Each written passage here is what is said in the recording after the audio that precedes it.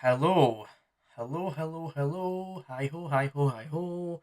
Welcome back to the James Rambling Show, where I today, as a Scottish person, am gonna be reviewing for you Snow White and the Seven Dwarfs, 1937.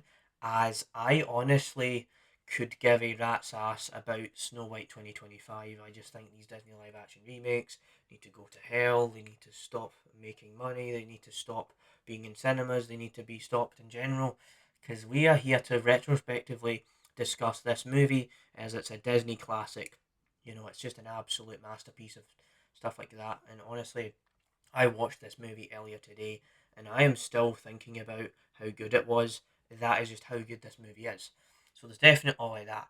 But I'll give you just a bit of context here with the Snow White original film.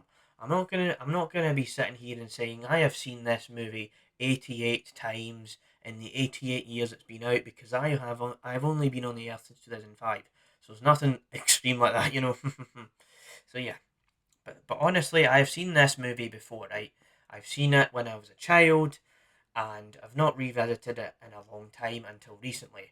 And so, really, I'm gonna say this right now, what the movie's actually about, and I'll give my rating out of 10 later on.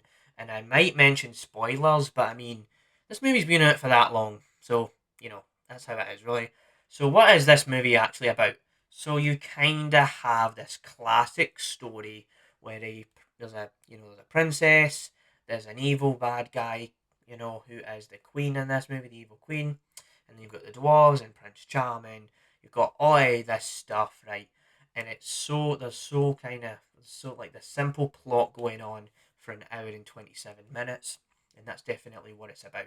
So what is really good about this movie? So Snow White and the Seven Dwarfs 1937 just works on every level, as you do feel like this is a classic, enjoyable experience where obviously it is simple, but Snow White's, voice acting and singing, it just brings this charming style to the film where you're just like, yeah, this is just a movie that you can just enjoy when you're 5 years old, when you're 27, when you're 35, when you're 65.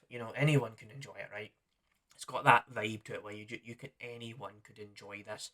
And on top of that, the dwarves, they have these different perspectives. So you have like the grumpy one, the sad one, the frustrated one, and the one that just can't talk, right? So there's all these elements where you're like, this is getting interesting, this is really cool. And sure, the dwarves do not show up until a bit later on in the film, but the movie does not drag on here. Like, you are enthralled by this entire experience and you do not want it to end.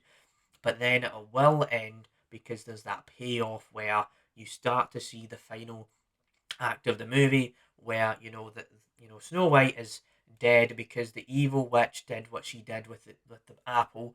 But then Prince Charming comes along and he's like, "Can I give you a kiss?" kind of thing, and then it's like, "Oh yes, indeed, it happened," right? And obviously, this is not the first time this has happened, right? In every movie, this nowadays would be a predictable plot, but back then this is some of the most original content that you've probably seen in cinema, as this is actually the first ever animated feature length type of movie. So this movie actually inspired, Shrek. Without this movie, I would not be watching Neza 2 twice at the cinema, right? Like, animation has came such a long way, and we need to appreciate the original for what it was trying to say, for what it was trying to do, and at the simple time that it was at, right? So this is probably the best way to describe it all. And honestly, you could say that this is a flawed masterpiece, but honestly, it is a flawless masterpiece. It's aging well here. It's doing all of which it can, and so honestly, it's a 10 out of 10 experience.